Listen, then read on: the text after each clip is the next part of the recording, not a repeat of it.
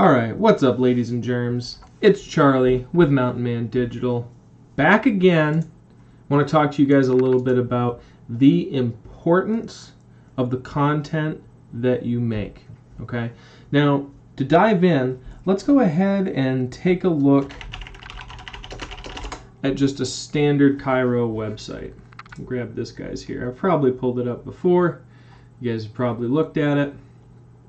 But what I want to point out here is that you can follow all the basic rules with a website. It can do a bunch of good stuff. It can even get you patients, but you can be leaving tens of thousands of dollars on the table real easy. Okay, so for instance, has a little bit of a blurb about the practice. It talks about who the doc is. It has a little quote, has the place where it's located, etc., etc. Okay? There's some good stuff here. I'm not saying there isn't. The thing that a lot of people miss is that they aren't making content that actually helps their new patients. Okay? And what I mean by that is if you have a website and it's not going to be helpful to me, the new patient of chiropractic, and I can't specifically understand why I need to come to you versus just going to a regular MD or versus just going and getting some ibuprofen or any of these other multitude of options that I have for pain relief. And this goes for lawn care, this goes for getting a new roof, right? There's 1,000 options. Why am I not going to Home Depot and buying 5 gallons of tar to fix my roof instead of calling you? Tell me. Okay? And so this is the problem that a lot of these basic websites have. Is it's not that it doesn't look fancy enough. It's not that it doesn't wow the person or anything like that. That's really not it. It's the fact that it doesn't have basic stuff like a frequently asked questions page. Okay? Right? Like this is the stuff, like answer the questions that folks have frequently. Like this is kind of the basic strategy that you can use to start the base of the stuff you want on your site. Right? When you've had a patient come in, or you've had a new customer call you, or you've had someone stop by the shop, what are the first 5 questions they always have? How much is it going to cost? What's your hourly rate?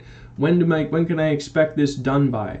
What type of materials do you use? Right? It could be a million things depending upon the type of service that you offer locally, but answer the questions. Okay? Right? If you don't answer the questions, then nobody's going to really bother to call you. And if they do, that's good. But then answer them for the folks who don't want to call, right? Because if one person is contacting you directly to get a question answered, there's probably 10 more who went, and just went to another website, went to another business, brought their business elsewhere. You're leaving thousands of dollars on the table. Okay, you really, really are. And so this brings up 2 things. There's the foundational structural piece, right? What do I do? Start with a frequently asked questions page. And then there's the philosophy piece, okay? What type of content should I develop beyond the frequently asked questions as my operating system for this website in perpetuity in the future? And I'll answer that for you right now. You need to make stuff that actually answers the questions that people have about your business. Okay? You have to actually show them how things work, or it's useless. Okay? So like if you go to a lot of blog pages, let's do blog Albany, New York. We'll type in that or something. Okay? And we go here. Okay?